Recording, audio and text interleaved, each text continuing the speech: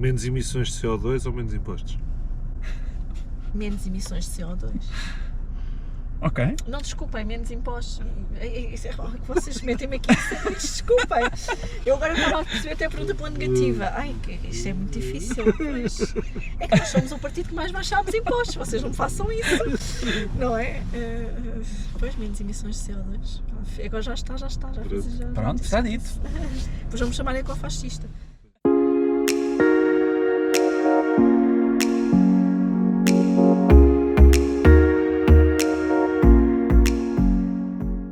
Boa tarde a todos, bem-vindos a mais um episódio ao Arte de Errar. Não estranhem que estão a ver agora muito de nós, é natural porque conseguimos ter assim de repente duas pessoas, dois convidados da classe política.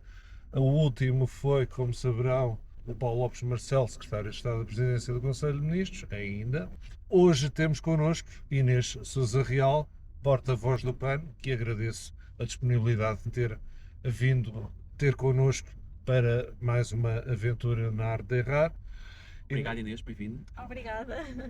Começo com uma curiosidade, não é de propósito, estamos a gravar no dia em que se inicia o conclave para a escolha do novo sucessor do Papa Francisco. A Inês está de amarelo, eu estou de branco, o Rodrigo de branco está, não foi de propósito, mas digamos que há aqui uma coincidência engraçada. Alinhamento estrelado. Exatamente. A Inês tem 44 anos, não se devia dizer a idade, mas enfim. Tem... A boca picua. Exatamente. Tem 44 anos, é jurista, é porta-voz do PAN.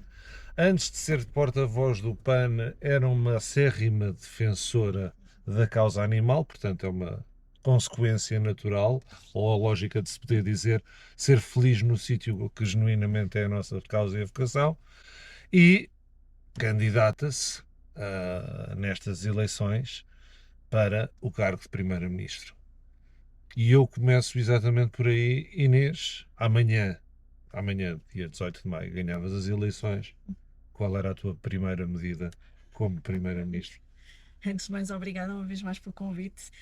Eu acho que se calhar estavam à espera que eu dissesse que era acabar com as touradas ou até mesmo Não, isso já lá vamos. fazer uma lei do ponto de vista ambiental e até mesmo pegando aqui um pouco nesta questão da escolha do sucessor do Papa Francisco, que nos apelava à proteção da casa comum e da fraternidade também se estender aos animais.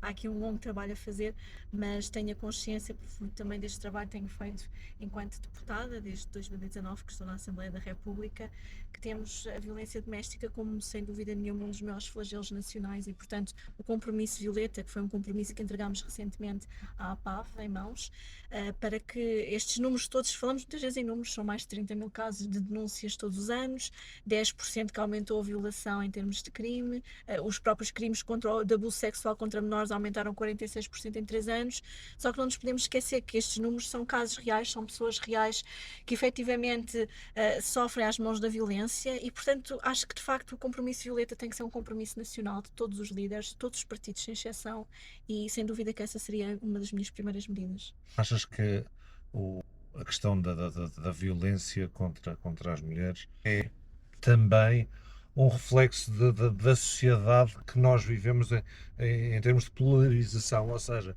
e tu ainda por cima estando porta-voz do PAN e defendendo algumas causas, perdoa uma expressão, mais fraturantes, digamos assim, quer dizer, a questão do veganismo, a questão das touradas, a questão da proteção da defesa animal, a questão ambiental, são tudo temas que é muito fácil, eu não estou aqui a desvalorizar uns ou a aprimorar uns em detrimento de outros, mas são tudo temas onde é muito fácil tu polarizares o discurso num sentido ou noutro. E deixa-me só acrescentar aqui uma coisa àquilo que o Francisco diz, que é, ou seja, tentar ver o copo meio cheio desta questão, ou seja, aquilo que eu também acho que nós podemos observar é por parte das mulheres, felizmente, tem havido cada vez mais coragem em denunciar este tipo de situações que se cá no passado aconteciam e ficavam escondidas dentro daquilo que era o núcleo familiar. Sim. E que hoje estas questões também são, e ainda bem, denunciadas e trazidas à luz do dia. Como é que tu vês esta questão? Achas que também é por aí que... Eu acho que houve avanços que foram feitos na medida em que nós, ao longo dos últimos anos, e por exemplo ainda agora neste Orçamento de Estado, conseguimos aprovar até aqui pela mão do PAN, que o Porta 65 para a habitação fosse alargado às vítimas de violência doméstica para que possam sair da habitação, e até mesmo um princípio de não discriminação no acesso para quem tem animais de companhia, porque sabemos que muitas vítimas não saem de casa porque não querem deixar os animais para trás, ou até mesmo quando têm um contexto familiar com filhos, que é mais difícil. A própria licença da reestruturação familiar, sabemos que chegou a pouca gente e é preciso mais meios, portanto, não olhando para o copo meio vazio, né, olhando como meio cheio, há um caminho que tem sido feito e há mais denúncias, mas continuamos a ter os feminicídios, Os números são enormes. continuam a ser alarmantes. Agora, em relação à própria relação que isto tem com outras causas, eu sei que há quem procure olhar ou chamar estes temas que o PAN tem defendido, como é o caso dos direitos dos animais, como algo radical ou fundamentalista, quando na verdade não é. E sabemos que estes temas são sempre polémicos, mas às vezes quando nos chamam de fundamentalistas ou radicais, o PAN é radicalmente inclusivo, porque o que estamos a pedir é que se respeite a vida de outros seres vivos, que também têm direito a viver sem maus tratos, sem sofrimento, e até a manifestarem o seu comportamento natural, porque nas touradas muitas das vezes procuram chamar-nos a nós de fundamentalistas e radicais, mas eu acho que algo que é absolutamente bárbaro e fundamentalista é alguém espetar bandeirinhas num touro, quer dizer, massacrar um animal ou torturar um animal e maltratá-lo. Não consigo conceber qualquer tipo de divertimento à conta do sofrimento de outro ser vivo. E acho que um Estado civilizacional, um país civilizacional e decente, tem que, de alguma forma, abolir este tipo de práticas.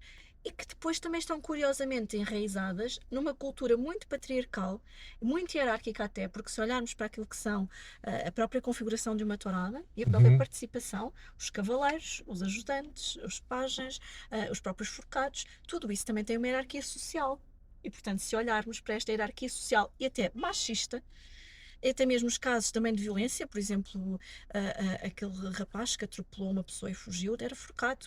Estamos muitas das vezes até a falar de uma associação de violência que existe, que começa nos animais e às vezes até se estende às pessoas, e portanto aquilo que nós temos vindo a pedir, e muitas das vezes é difícil as pessoas fazerem este link, esta ligação entre os maus tratos contra animais e os maus tratos contra pessoas, mas não me faz sentido uma sociedade em que ainda, e olhando para a tourada, a configuração patriarcal e hierárquica está toda lá, e as diferenças sociais estão todas lá, e até mesmo do ponto de vista depois, é raro, por exemplo, vermos pessoas negras como cavaleiros numa tourada, se pensarmos nisso. Portanto, todas as formas de discriminação. Mas achas que é discriminação ou achas que é uma questão de opção? Porque não tem interesse, por isso simplesmente. Pode também ser uma questão de opção, mas a verdade é que a tourada, se olharmos para aquilo que... Eu estudei muito este tema, eu estudei muito, eu precisamente por querer contribuir para esta transformação social de maior respeito e empatia, eu fui para Barcelona fazer o mestrado em Direito Animal e Sociedade. Acho que efetivamente há aqui uma distinção social que é feita, que é uma marca e uma cultura. É a cultura marial, que tantas vezes falamos e que todos sabem genericamente aquilo que significa e que está presente nas touradas. Aquela questão do SNS para animais era uma lei que vocês queriam mesmo implementar? Que queríamos e queremos, é uma lei que querem implementar e que efetivamente no próximo mandato e que no próximo mandato espero que finalmente o que está previsto no Orçamento de Estado, porque este orçamento já tem 1 milhão de euros previsto para a construção de um hospital veterinário público. Nós não nos podemos esquecer que quando olhamos para esta mais de metade dos lares que têm animais de companhia, hoje tratar um animal, tratar a saúde de um animal com o IVA a 23% é considerado um serviço de luxo. E, portanto, uma pessoa vai a um veterinário, não sei se vocês têm animais de companhia, portanto, imagino que efetivamente, conhecendo vocês a realidade, eu também tenho, neste momento tenho micas, tenho um gato, que também já é um sénior, já é um 15 anos, e a verdade é que qualquer tratamento, até mesmo às vezes uma maior urgência, as pessoas têm que deixar a caução, muitas vezes a caução é elevada. Nós fizemos as contas, eu sei que se calhar há um preconceito de deixar que o PAN não faz as contas nas suas propostas, mas não só fazemos. Não tínhamos essa pergunta na nossa lista. A minha tentação, Inês, com franqueza, a minha tentação era dizer-te assim, e esperas sinceramente que o SNS animal tenha mais sucesso que o SNS era a pergunta que eu ia fazer. Normal. Era a pergunta que eu ia fazer, exatamente. Bom, é assim, há pouco vocês perguntaram-me e perguntaste-me se eu fosse Primeira-Ministra, não é? O que é que executaria? Isto é clínicas veterinárias encerradas, não havia veterinários suficientes. Animais à espera, listas de espera. Aliás, eles têm que ser uns grandes aliados e são os grandes aliados da causa animal, portanto, eles são peças fundamentais para isto. E são os primeiros a pedir para baixar o IVA dos serviços médico-veterinários. Portanto, nós convergimos nesta proposta de baixar o IVA. E o SNS, da forma como temos concebido o SNS animal, seria agarrar nas faculdades de medicina veterinária, e temos por todo o país várias faculdades de medicina veterinária que têm hospital veterinário para os alunos. Você onde é que ia buscar o dinheiro? Olha, todos os anos são dados É, mais de sim. 18 milhões de euros para as touradas. Todos os anos de forma direta. Mais as isenções e os benefícios fiscais, e se calhar quem nos está a acompanhar não tem esta Os 6% percepção. do espetáculo, não é? Não, mas para além disso, a Praça de Touros do Campo Pequeno tem um beneficio de uma isenção de IMI de 9 milhões de euros. 9 milhões de euros. Se formos ao Coliseu, no caso do Coliseu, que é património histórico, não O se Partido aplica, Comunista também tem Mel benefícios, Arena. também tem grandes benefícios fiscais, não é? mas à partida eles não maltratam ninguém, pelo menos aqui em Portugal, não é? Portanto, Já foi tempo, já foi tempo. temos isso presente do ponto de vista histórico, mas todos os estudos que temos, e já fizemos vários estudos, temos vários dados que nos dizem, a maioria da população portuguesa é contra as touradas e quer a abolição das touradas. Nós estamos a E se acabassem com os touros de morte, mas continuassem as touradas com forcados, por exemplo? Seria uma coisa que o PAN já veria com mais bons olhos, digamos assim? Em Portugal, eu acho que um touro deve estar em liberdade na Lesíria, não é numa arena, da mesma maneira que nós fizemos cá. E aliás, Portugal foi pioneiro e fomos um grande exemplo lá fora com esta lei dos circos. Eu iria de bom grado à Lesíria ver o animal em liberdade, que é um animal lindíssimo, o touro é um animal lindíssimo. Aliás, até gosta de ser deixado em paz, ao contrário daquilo que muitas vezes E dizes à família Ribeiro Teles para se dedicar à promoção imobiliária, o turismo. por exemplo. Sim, ao turismo podem, turismo para os amigos, portanto, podem fazer algo completamente diferente que não seja massacrar um animal na arena. E, portanto, eu acho que esta é uma cultura de violência que nós não podemos dar como sociedade, não nos podemos dar como derrotados para a cultura da violência. E, portanto, há outras formas de nos divertirmos. Em Espanha, há já vilareiros que, por exemplo, fazem aqueles balões em que as pessoas colocam dentro, aqueles bonecos insufláveis a imitar touros, Sim. e vão à mesma a correr pelas ruas e divertem-se à mesma a fugir, mas neste caso touros insufláveis com pessoas lá dentro e ninguém se magoa e toda a gente se diverte. Pamplona, por exemplo, é uma coisa que tu vês com bons olhos, enfim, o espetáculo que eles fazem das corridas de touros a descer as ruas, com as pessoas, ou seja... Não, porque não é o habitat natural do touro, ou seja, eu tenho muita Os dificuldade. touros parem imensas pernas nessas coisas. Sim, partem pernas, cornos, há imensos ferimentos que decorrem muitas vezes porque aquilo não é o contexto natural deles. Eu acho que a pandemia na altura trouxe-nos algo que foi muito a prezarmos a nossa liberdade. Nos vimos fechados em casa, confinados. E eu acho que aquilo que se calhar é importante as pessoas porem-se no lugar de um animal selvagem, um animal bravio, aquilo não é o local deles.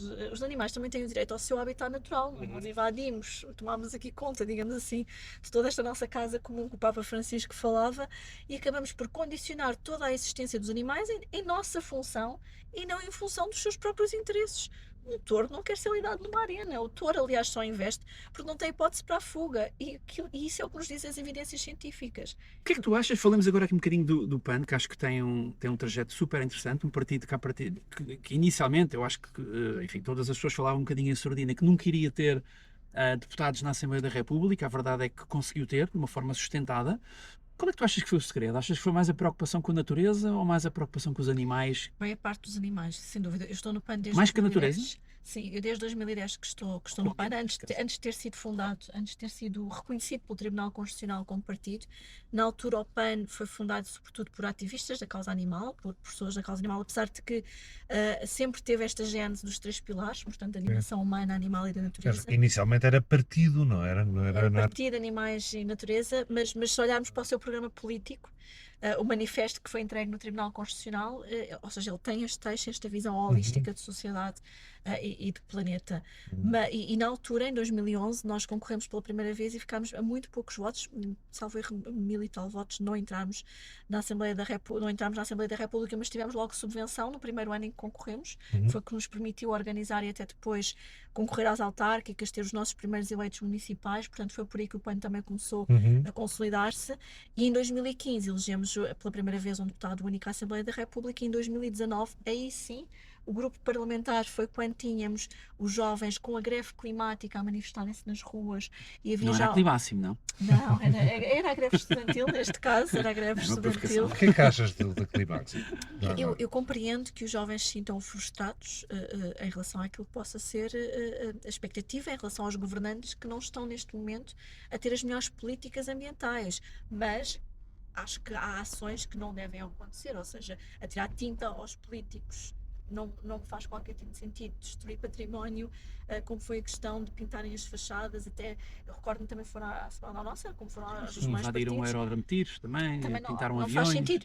Por exemplo, aquela ação que fizeram de plantar árvores nos campos de golfe, acho que isso não tem mal absolutamente nenhum, apesar do dano os proprietários do campo de golfe que me perdoem, mas acho que plantar árvores é sempre algo positivo. Mas acho que aí já entramos naquilo que é razoável e proporcional, não é? Sim. Naquilo que é a atuação dos jovens que se estão a manifestar em prol da sua causa. Acho que, como em tudo na vida, tem que haver bom senso, mas compreendo a sua frustração. Não achas que tem havido de alguma maneira eu confesso que tenho sentido isso e tenho ouvido isso de pessoas bastante moderadas e mais do que até esperaria, que tem havido algum exagero por parte, não vou dizer da esquerda, porque há muitos partidos de direita com altas preocupações ambientais, eu acho que é uma coisa transversal. Mas face ao trabalho que a Europa, onde Portugal obviamente se inclui, tem feito do ponto de vista ambiental, eu pessoalmente acho que a Europa tem feito um trabalho excepcional no que diz respeito à questão ambiental. Conheço muito bem a parte do automóvel, trabalhei muitos anos, sei aquilo que foi feito em termos de evolução das emissões de CO2, os motores. Na aviação a mesma coisa, temos motores hoje muito menos poluentes, questão dos plásticos, ou seja, a Europa e Portugal acho que fizeram um trabalho excepcional. Quando nós vemos outros continentes, Ásia, América, agora com Donald Trump, com as alterações que quer fazer, nós vemos que o impacto que a Europa tem no mundo do ponto de vista ambiental, se a Europa de hoje para amanhã deixasse de emitir emissões, de fazer emissões de CO2, o impacto para o mundo era 10% ou 15% ou 20%. Depois podemos fazer um fact-check. Portanto, a pergunta é, não achas que tem havido também algum exagero em querer ir se calhar um bocadinho longe demais por parte dos partidos mais ligados ao ambiente na Europa, em quererem forçar um bocadinho mais e perdendo aqui um bocado este equilíbrio? De forma alguma, porque aquilo que nós temos em termos de informação, por um lado, é a economia verde tem um potencial muito mais competitivo do ponto de vista da produtividade e do ponto de vista até daquilo que é a procura do consumidor. Sim. E os vários estudos, a Organização Internacional do Trabalho diz-nos que tem um potencial de criar mais de 24 milhões de postos de trabalho. Já está a criar, em termos de fotovoltaicas, em termos de eólicas, a economia que está em redor disso na Europa disparou completamente. Todos os países estão ao mesmo ritmo, não é? Porque basta ver que em Portugal 429 milhões de euros de PRR para investir, por exemplo, na transição da indústria verde para a indústria verde não foram sequer executados pelo governo, nem pelo anterior, nem pelo atual. E, portanto, há ainda um longo caminho a fazermos na questão da transição energética para podermos ter uma economia mais resiliente do ponto de vista daquilo que são os empregos, chamados empregos verdes, os investimentos verdes e, como é evidente, até a própria formação. Tu és contra a energia nuclear? A energia nuclear, nós não nos podemos esquecer que Portugal não tem capacidade do ponto de vista da água, portanto, um país com uma escassez brutal de água, e sabemos... Este ano não, felizmente. Mas é uma exceção, não é? Nós sabemos que a tecnologia do nuclear evoluiu e que a tecnologia hoje não é a mesma, por exemplo, como É uma energia mais limpa, não é? ou pelo menos menos perigosa do ponto de vista daquilo que são os riscos, mas não deixa de ter riscos inerentes, nomeadamente quanto ao tratamento dos resíduos, mas sobretudo para um país como Portugal, que tem um problema grave com a escassez de água, não nos faz sentido que para a utilização do arrefecimento dos motores não seja, se tenha um gasto brutal de água como representa essa produção. Agora, tem-se focado muito, e já agora também permitam-me dizer uma coisa, que é, Espanha ficou às escuras e tem centrais nucleares e centrais a carvão, não foi o nuclear Sim, e é o um bom carvão ponto. que salvou. Deixa-me perguntar-te uma coisa, que é, tu tens estado como deputada nestes últimos tempos, no fundo, tu própria e a tua pessoa. Há uma maneira simpática de dizer que és deputada. Myself and I. É muito complicado fazer isto sozinho. É. Acho que as pessoas lá em casa se calhar não têm a percepção do que isso exige, pessoalmente, para uma deputada única, porque eu tenho que ir a todas as comissões, porque apesar dos deputados só poderem estar em 4 comissões, nós temos apresentado muito trabalho. O PAN foi a força política nas 2 últimas legislaturas que mais projetos apresentou e que também mais aprovações tivemos, 2 legislaturas consecutivas. Mas isso depois exige um trabalho de acompanhamento, ir às comissões, falar com todos os outros grupos parlamentares, negociar e percebermos o que é que conseguimos cruzar de pontos comuns, promover audições. Portanto, tudo isso exige, do ponto de vista pessoal, para além de toda esta dimensão de ser porta-voz de um partido, não é? Porque em Portugal, por incrível que pareça, eu sou apenas a 5ª líder mulher que liderou um partido com assento parlamentar. A Mariana Mortágua depois tornou-se a 6ª no Bloco, e portanto isto também diz muito do nosso Estado em termos de igualdade na democracia. Mas a verdade é que eu muitas vezes entro na Assembleia às 9 da manhã e saio à meia-noite. O objetivo, o ano passado tu dizias que querias chegar ao segundo, ter o grupo parlamentar. O teu objetivo mantém-se ou requer ser um bocadinho mais ambicioso? Eu acho, Ou gostavas de ser um bocadinho mais ambiciosa, mas o pragmatismo me impõe-se. eu acho que todos nós desejamos ter o melhor resultado possível, não Claro. é? E como é Por evidente. isso é que eu comecei a dizer, amanhã és Primeira-Ministra, como é que é? Exato, acho que sempre desejamos ter o melhor resultado possível e eu tenho a consciência que o PAN, apesar de ter sido um partido muitas das vezes até ridicularizado ou até mesmo atacado ou incompreendido, porque também acredito que cada vez mais as pessoas percebem o que o PAN tem vindo a defender e que estamos ao lado das suas causas efetivamente, mas tenho a consciência que vivemos tempos muito complexos. Eu acho que seria uma profunda inconsciente se não tivesse passado por uma pandemia, não tivesse passado por uma declaração de estado de emergência, sucessivas crises políticas em que já vamos na terceira legislatura que não se completa. Acho que seria uma profunda inconsciente que não, se não tivesse a noção de que tudo isto prejudica o trabalho dos partidos com menor representação parlamentar, prejudica ou muitas vezes convoca as pessoas para o voto útil, mas também é por isso mesmo que desta vez apelamos e o nosso mote da campanha é útil é votar pelas causas, e depois puxamos efetivamente o útil é votar pela violência doméstica, ou o útil é votar pelo SNS animal, porque acredito que se calhar está na altura e ouvimos muitas vezes as pessoas dizerem queremos que os deputados trabalhem. Se fosse pela avaliação do trabalho que os deputados fazem, o PAN tinha maioria absoluta. Enquanto líder do partido, como é que tu gostavas, como é que tu queres, do ponto de vista estratégico, posicionar o partido? Ou seja, não como o eleitorado hoje em dia te vê, Certo. mais à esquerda ou mais à direita, mas como é que tu, enquanto líder, queres posicionar o partido? Mais à esquerda, mais à direita, mais ao centro? Eu, por acaso, não partilho da visão de outros líderes que já tivemos no PAN que achavam que o PAN não se devia posicionar ideologicamente. Eu tenho a consciência que o PAN tem um posicionamento ideológico e que o PAN é fortemente ideológico. O PAN, quer dizer, já teve propostas que vão desde, e aqui somos um bocadinho, dá para perceber as diferenças ideológicas entre o PAN e os outros partidos. Quando nós dizemos que não diabolizamos, por exemplo, ter casa própria, e fazemos as propostas para aumentar a isenção do limite de 3 para 5 anos. E foi o PAN que teve essa conquista. A esquerda, por exemplo, não acompanha, não é? Portanto, há aqui um preconceito Mas aos tu tens, por exemplo, tu próprio defendeste o governo de António Costa, portanto, tiveste uma posição, se quiseres, mais à esquerda. Na Madeira, o PAN defendeu o governo do PSD. ou seja, não é Não há de aqui, às vezes, se calhar, uma indefinição ideológica. Imagina, Olha, eu não é virava-me verdade. para ti e dizia assim: eu sou uma pessoa que só vota à direita. Eu podia votar no PAN.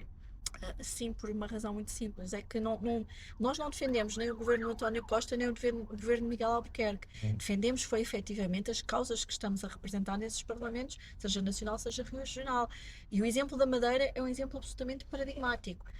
Antes de termos Mónica Freitas na Madeira, não havia nada da proteção animal, por exemplo, no programa de governo de Miguel Albuquerque.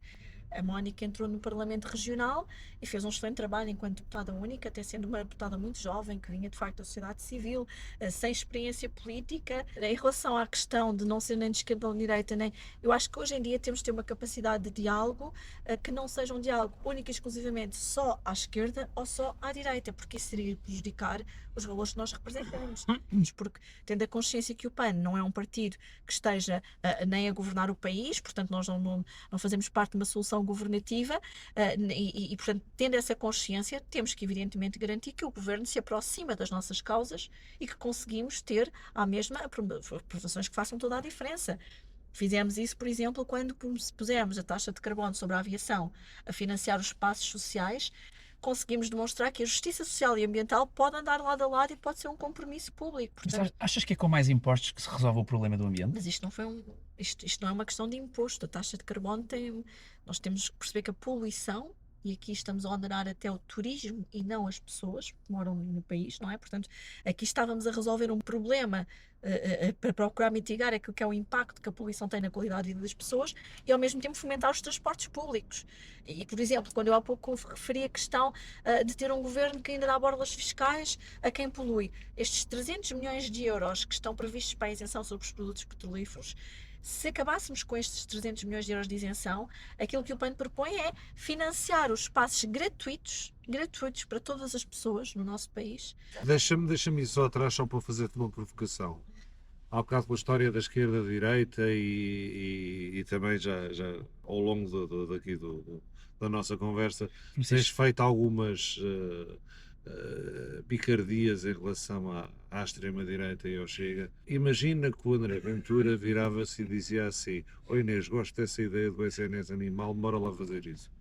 estavas ao lado dele, ou não? Não, ou seja, nós não. Sim, onde é Tens que um ficam cordão os- sanitário com E onde é o que ficam Chega. as causas então? Atenção que nós não temos feito o que outros partidos fazem, que é votar contra as propostas do Chega quando elas são iguais àquilo que nós temos proposto. Nós já votei a favor de propostas do Chega. Não negociei com o Chega, não conto é com o Chega para estar a arranjar soluções para o país, nem vamos atrás do Chega quando vem usar agendas, por exemplo, está aqui uma linha que nos separa e tendo esta experiência até do Parlamento e da degradação que o Chega contribui para o Parlamento, eu às vezes tenho sérias dúvidas se as pessoas lá em casa percebem o nível tão baixo que se tem descido no Parlamento com a presença do Chega. Cumprimentas o André Ventura? Cumprimento o André Ventura, sim. Cumprimento o André Ventura. Eu cumprimento todos os outros líderes partidários. Mas achas que é só o Chega que contribuiu para essa degradação? Sim, ou seja, sim. Há uma grande diferença. Sincero e honestamente. Sim. Acho que eles são o principal fator, sim. Sem dúvida nenhuma, porque há coisas. Eu lembro-me, deixa-me só, eu tenho... Eu lembro-me de Manuel Pinho. Não, epá, e Não antes é Fez bem- algo, quando fez gestos animais. E Não é a antes, mesma antes coisa. disso, o Chega não existia, não havia um deputado da extrema-direita e havia picardias de alguma violência verbal entre deputados do PS e do PSD. Um ficou subejamente conhecido porque há um deputado que se vira para o outro em plenário e diz: Olha, vai para o não sei quê. Quer dizer, Mas isso é dir-me-ás, isso não é assim muito degradação? Epá, eu pessoalmente É acho. diferente, mas é diferente nós temos um abate aceso, caloroso e às vezes até injurioso do que aquilo que é o bullying que eles fazem e a forma completamente desonesta e mal educada com que eles tratam as pessoas. Porque uma coisa é estarmos a discutir e a pessoa no calor do momento dizer algo que é absolutamente infeliz ou até incorreto. Coisa diferente é, nós vamos a passar pela bancada do Chega e eu neste mandato fiquei do lado, neste caso fiquei na bancada junto ao PS e não no PSD, portanto, quando vou falar já não passo pelo Chega, mas desde mugidos, sons de vaca, portanto, chamarem-me peixe-balão, porque eu sou peixuda e, portanto, sou peixuda. Mesmo aquela questão da Romualda Fernandes que contava, e que é verdade, que lhe diziam boa noite, mesmo que fosse de dia, por ela ser negra. Mas acho que há um limite de boa educação naquilo que tem que ser o exercício da função pública, que uma coisa é estarmos a discutir, e já discutimos muitas vezes sobre touradas, por exemplo, mas uma coisa é discutirmos até de alguma forma calorosa aquilo que defendemos, coisa diferente é partirmos para a ofensa e estar o tempo todo a destabilizar e até quase a ameaçar fisicamente o deputado. Tal cordão sanitário que, pelo menos é a imagem que passa cá para fora, nós não estamos lá dentro, mas que se vê a maior parte dos partidos fazerem ao Chega, não achas que de alguma maneira também contribui ainda mais para eles se afastarem? Eu concordo contigo, ou seja, eles próprios tiveram comportamentos se calhar menos aceitáveis, mas não achas que este fosso por parte dos outros partidos ao estarem a excluí-los cada vez mais não vai contribuir ainda mais para... Também dá jeito a todos, não é? Sim, É mas simpático ter um papão, como também o ter um papão é vilão, simpático. não é? É, Ter como um também vilão. para o vilão, Pois, também é simpático ser vilão. Certo. não é? exato, e depois ainda por cima, como temos um vilão que sabe de alguma forma como é que eu hei de me usar os exprimir? truques. Sim, e de alguma forma ser um bocadinho mais, dar este show-off, não é, em torno destas questões, acaba por ser tudo muito útil. A questão aqui é, acho que eu não partilho desta visão de que não, vamos nos abster, portanto, e não vamos votar nenhuma proposta do Chega a favor. Eu já Como votei a faz, favor. por exemplo, o PC ou o Bloco. Sim, ao próprio livro também. Acho que, por exemplo, se o Chega já apresentou a descida do IVA, tal e qual como ao PAN, aliás, eles chegaram a copiar propostas nossas e a copiar ipsis verbis, ponto por ponto. Será vírgula por causa por da vírgula. Cristina Rodrigues? Isso já não sei, mas imagino que não seja exclusivo, não fomos os únicos, não é? Eu estava a preparar-me para esta nossa conversa e tu disseste coisas que eu achei muito interessantes e muito relevantes em relação ao peso que tu atribuis às tuas raízes, à tua família. Queres falar um bocadinho dessa tua parte, da tua formação, da tua família, dos pilares? Sim, eles têm, os meus pais e os meus irmãos são muito presentes na minha vida. Eu, nesse aspecto tive muita sorte, porque cresci de forma muito protegida nesse sentido. A minha avó morávamos com a minha avó, os meus pais moravam com a minha avó. Eu sou a mais velha de 3 irmãos, portanto tenho 2 irmãos rapazes, e estudava na Voz do Operário. E a minha avó, portanto, levava-nos, os meus pais trabalhavam, e a minha avó levava-nos à escola, ia-nos buscar, levava o lanche também para os meus colegas e para os nossos amigos. A minha avó foi uma pessoa que passou muito na vida, ela viveu o 25 de Abril, perdeu o marido muito cedo também, tinha perdido também um filho e, no entanto, apesar de todas as dificuldades que a vida lhe trouxe, sempre foi uma pessoa que nos ensinou profundamente a respeitar o próximo. A minha avó ajudava toda a gente, a maior parte dos miúdos do bairro iam comer à minha avó. Minha avó foi sempre uma pessoa que, apesar de todas as dificuldades, inclusive financeiras, nunca negou ajuda a quem quer que fosse. E isso para mim foi um grande exemplo de vida. Eu acho que, mesmo em miúda, às vezes não percebíamos ou não tínhamos a consciência daquilo que ela partilhava connosco, tanto ela como os meus pais, porque acho que em política e quando estamos expostos publicamente, nunca devemos renunciar àquilo que é o nosso núcleo duro do ponto de vista familiar, nunca devemos permitir que aquelas pessoas que, se nós estivermos a sair em contramão, nos dizem, olha, não é por aí que tu deves ir, não é? E eu tenho a certeza absoluta que quer os meus pais são essas pessoas, ou seja, são aquelas Só pessoas... genuinamente é o núcleo que a gente sabe que não nos querem mal, de certeza, não é? Exatamente, e que tudo o que possam dizer ou fazer será sempre para o nosso bem, e portanto, para mim, são pilares da pessoa, são pilares e são uma inspiração, porque mesmo tudo o que os meus pais têm é fruto do trabalho deles, procuraram-nos dar a melhor educação, quer do ponto de vista daquilo que é a civilidade, quer da oportunidade até de vida, não é? Eu, por exemplo, eu recordo-me, eu queria muito ir fazer este mestrado a Barcelona, e a minha mãe esteve doente durante muitos anos, a minha mãe teve cancro da mama e, portanto, esteve durante muitos anos doente. E eu, na altura, não fui logo fazer o mestrado porque a minha mãe estava doente. E a minha mãe, quando ficou curada, a primeira coisa que fez foi oferecer-me um mestrado em Barcelona. Portanto, podia fazê-lo, não é? E disse: não, agora é a altura de estás a ir fazer o mestrado. E isso, de facto, é para mim um exemplo de generosidade, de bondade, de ajuda. Procuro trazer também para a vida política, porque tenho a noção que nem todas as crianças, nem todos os jovens tiveram a oportunidade de ter a vida que eu tive, de brincar num jardim, de brincar com os amigos, com a minha família, de ter a minha família presente na vida, de ter até um crescimento sem violência. E, portanto, tenho noção desse privilégio que tem sido, não é? Tu veste ligado à causa pública sem data fim? Eu acho, eu acho que, do ponto de vista daquilo que é o mandato da Assembleia da República, como é evidente, isto é muito desgastante, não é? Isto é muito, quer dizer, eu também se calhar sinto que é desgastante porque os ciclos políticos têm sido tão curtos, tão intensos, e tenho estado como deputada única desde 2000, neste caso 2022, que de facto tem sido muito desgastante e parece que já houve várias vidas dentro deste mandato, porque Ainda por cima os protagonistas vão mudando. Nós dizíamos aqui então de brincadeira há uns tempos que já visitámos mais a escola nos últimos tempos para votar do que se calhar nos tempos em que efetivamente devíamos andar na escola. Mas sabem que eu, enquanto líder do PAN, eu só fui eleita porta-voz do PAN em 2021. De lá para cá já tive mais atos eleitorais que qualquer anterior líder do PAN.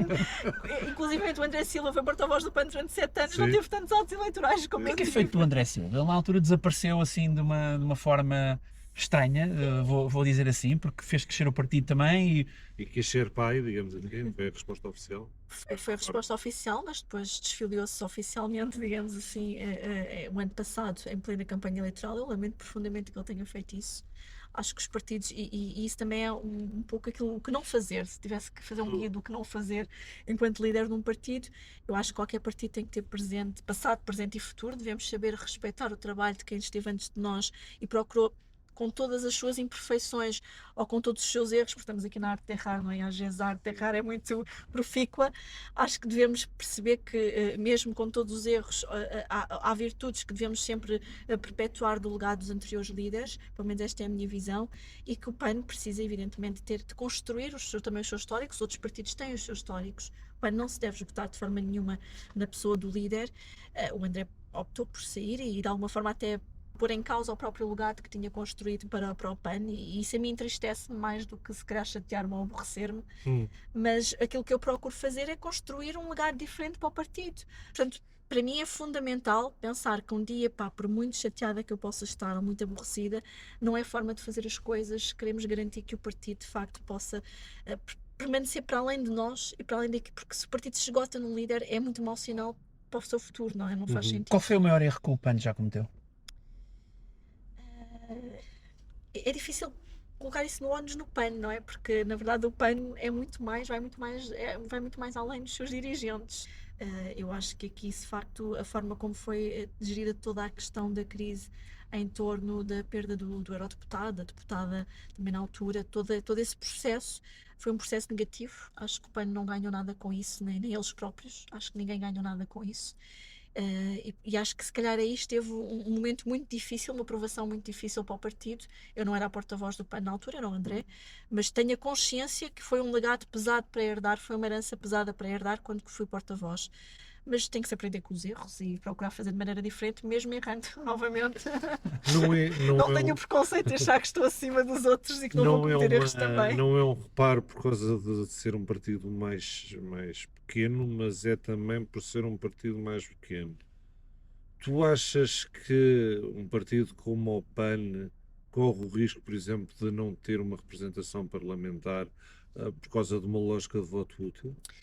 Acho que há sempre, como em tudo na vida e a política, se há coisa que não é justa, há sempre todos esses riscos associados àquilo que possa ser o voto das pessoas.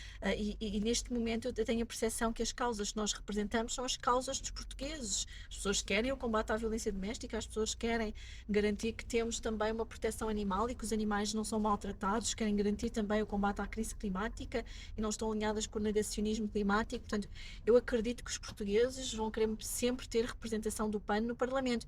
E já agora, porque eu acho aqui que também, quando falaste da questão de um pequeno partido como o PAN, eu acho que há um outro erro também que o PAN cometeu que não posso deixar também de alguma forma de observar. Eu recordo-me que houve uma vez que o André disse que o PAN não era um partido de governo. Isso é um erro, porque todos os partidos que estão na Assembleia da República... Limita. É um erro e cria uma falsa percepção das pessoas, porque os partidos têm que ser úteis, porque se os partidos, e os partidos para serem úteis têm que estar preparados para se amanhã, ou se no dia 18 os portugueses votarem, assim espero, em massa no PAN, e se formos governo, para estarmos preparados para isso. Agora estamos a passar aqui, quem está lá em casa a ouvir não está a ver, mas estamos a passar por o nosso autor, talvez dos nossos autores mais conhecidos, que é o Tomás Sim, este é famoso. E com consentimento, portanto, Exato. foi aqui, porque nós também gostamos do humor, também gosto do humor. Deixa-me já agora perguntar-te uma coisa, que é, ainda não falámos sobre o elefante na sala chamado Espinão Viva. Achas que faz algum sentido nós irmos para eleições por causa disto? Acho que aqui a responsabilidade é do Primeiro-Ministro, ou seja, o Luís Montenegro. Aliás, eu disse isto no debate. E ficou assim. É que estavam todos contra. Não, a questão aqui é, eu disse-lhe isto, ele teve a grande proeza, ele foi um grande artista, ele teve a grande proeza de transformar um problema pessoal num problema do país. E na altura, na nossa intervenção, eu tive o cuidado de dizer isto e de apelar a que retirasse a moção de confiança, porque uma moção de confiança não é a mesma coisa que uma moção de censura. Uma moção de confiança implica estarmos a dar uma carta em branco, um aval ao próprio programa do governo. E não apenas ao episódio que se tinha passado da Spin Viva. Achas que ele fez uma bravata de touraio? Tipo, venha cá. Sim, fez, mas com um prejuízo para o país, e é aí que entram os interesses político-partidários dos grandes partidos, que acabaram por nenhum deles estar à altura deste desafio. Eu acho que Luís Montenegro e Pedro Nuno Santos foram ambos profundamente irresponsáveis, e nenhum deles está à altura. Se calhar as pessoas agora pensam assim, qual é o mal menor? Qual é o mal menor? E isto é lamentável, porque acho que o país merece mais. Acho que o Primeiro-Ministro deveria ter separado a sua vida familiar e empresarial antes de ter assumido funções como Primeiro-Ministro, que não vão ser estas eleições que vão tirar as suspensões que continuam a parar sobre o Primeiro-Ministro, não vai ser também isso que vai ilibar de qualquer outra questão que pudesse ou dúvida que pudesse surgir, e vamos estar a gastar mais 25 milhões de euros desnecessariamente em eleições, vamos estar aqui a cansar as pessoas porque veem os seus problemas continuadamente sem resolver. É o tempo perdido. É tempo perdido. Muito bem. Vamos aos objetos? Vamos aos objetos. Aos objetos. Então, eu trouxe-vos aqui. É um desafio difícil, mas eu quis ser assim um bocadinho mais fora da caixa e trouxe uma coisa que eu tenho. Eu tenho sempre eu tenho uma caixa em que eu guardo as minhas memórias, os postais, as fotografias, coisinhas que eu tinha quando era também bebé, os vestidinhos e tudo mais, que foi a minha mãe até que me começou por fazer. E aqui há tempos o meu pai e a minha mãe encontraram este postal que era da minha avó. Ele é de 1989. E pronto, e dizia à princesinha muito querida da sua avó. Isto foi no dia 6/6, portanto foi no meu aniversário, eu tinha 9 anos. E portanto, mandava-me aqui um beijinho, porque provavelmente eu não deveria estar nesta altura de estar fora de Lisboa com os meus pais alguma coisa, e ela escreveu-me este postal, e portanto é uma recordação que guardo com muito carinho, e que está sempre na minha mesa de cabeceira, na gaveta, junto das minhas coisas, porque assim também tenho um pedacinho da minha avó comigo. Portanto, para quem está aqui a acompanhar-nos, fica aqui a imagem deste objeto. Depois, na minha cozinha, que é um sítio onde eu também passo muito tempo quando chego a casa a cozinhar, para mim, tratar do Micas, que é o meu gato, tenho no meu exaustor este pequeno azulejo que para além de ser dos namorados, não é? É também, remonta também uma da cultura portuguesa, e a casa da minha avó, curiosamente, também tinha muitos azulejos. Ela morava ali nos Anjos e a minha avó também tinha muitos azulejos com dizeres. E este azulejo foi o meu tio que me ofereceu, ele também não está cá entre nós, mas tem uma frase que eu guardo até hoje e que, curiosamente, ele já se partiu e já foi colado, que diz: sempre fui e hei de ser, sempre firme até morrer. E eu acho que isto é um bom lema de vida para quem defende causas, e portanto tem-me acompanhado assim quase como um mantra, mesmo partido, que é importante é colar os cacos e continuarmos em frente, não é? E depois trouxe um objeto que é muito simbólico, que é, eu gosto muito de música, eu já dancei, portanto fiz balé durante uns anos, adoro música, eu quando estou a cozinhar ouço música, quando vou para os debates ouço música também para me empoderar, então trouxe os meus fones, estes auscultadores são os que eu uso mais em casa, na Para não rua. ouvir o Chega também na Assembleia. Se calhar é uma boa técnica, mas convém ouvir que é para retorquir. Às vezes é preciso, mas eu acho que a música e a cultura deve fazer parte da nossa vida. Eu fui muito ensinada assim, tive essa sorte. Obrigado por esta Muito obrigado pela partilha. partilha, Inês. Obrigada também. Resta-nos os desafios rápidos. não é? Dilemas rápidos, a explicar-te esta rubrica muito rapidamente, para quem não conhece. Portanto, vamos fazer 16 perguntas à Inês, parecem muitas, mas são rápidas, São porque rápidas, sim. é a resposta A ou B. Portanto, vamos dar duas hipóteses, sem justificações. Então, pergunta número 1. Animais ou pessoas? Pessoas, quer dizer, isso é difícil, homem. Sem justificações. Mas gosto muito do meu Micas. Natureza ou sociedade? Sociedade, Política ou direito? direito. Carne de porco ou carne de vaca? Nenhuma! Isso não dá, Isto era é possível. provocação, não é? Essa é provocação. Livre ou bloco de esquerda? Também não, quer dizer, eles são Nós não iguais. dissemos que eram fáceis as Eles são perguntas. iguais, eles na verdade são iguais. Nós nunca dissemos que eram fáceis. Isto são São iguais, dilemas. mas eu acho que a sororidade feminina deve estar presente, portanto vou dizer bloco só porque a Mariana também é mulher. Ok. E portanto temos aqui outro exemplo paradigmático, é touradas ou carros a gasolina de alta cilindrada? E carros a gasolina de alta cilindrada. Essa é fácil, essa na verdade é mais fácil. Próxima pergunta. Clima máxima bloquear estradas ou uma manifestação anti-touradas no Campo Pequeno? Então, uma manifestação anti-touradas no Campo Pequeno, sim. Menos emissões de CO2 ou menos impostos? Menos emissões de CO2. Ok. Não, desculpem, menos impostos. Isso é que vocês metem-me aqui. Desculpem. Eu agora estava a perceber até a pergunta pela negativa. Ai, isto é muito difícil. Pois. É que nós somos o partido que mais baixámos impostos. Vocês não me façam isso. Não é? Pois, menos emissões de CO2. Agora já está. Pronto, está dito. Depois vamos chamar ecofascista. Crescimento económico ou proteção ambiental? Mas não podem haver as duas coisas. Nós aqui, pronto, A, A, B, podemos abrir uma. Pode ser os dois. Mais ricos ou mais pobres? Eu acho que ter mais ricos implica termos menos pobres, portanto mais ricos, não é? Subsídios ou empreendedorismo? Às vezes para haver empreendedorismo é preciso subsídios, portanto os subsídios também fazem falta a quem precisa. Chega no Parlamento ou fora do Parlamento? Fora sempre. Sempre. Campanha nas redes sociais ou na rua? Na rua. Apesar de que também faço nas redes sociais, mas eu gosto muito de pessoas, sou uma pessoa de pessoas, portanto gosto de estar com as pessoas e de ouvir e de conhecer. Vamos ver agora a veracidade dessa pergunta. Exato, Dessa resposta. Já me estou a rir. André Ventura ou Joana Amaral Dias? Ai, isso é mesmo. Eles são irmãos separados à nascença, eles são gêmeos separados à nascença. Apesar de tudo, isto é horrível.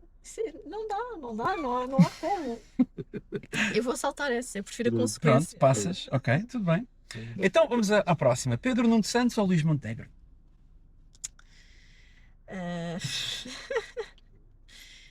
Apesar de tudo, Pedro Nuno Santos. Al Gore ou Greta Thunberg? Greta Thunberg, sim.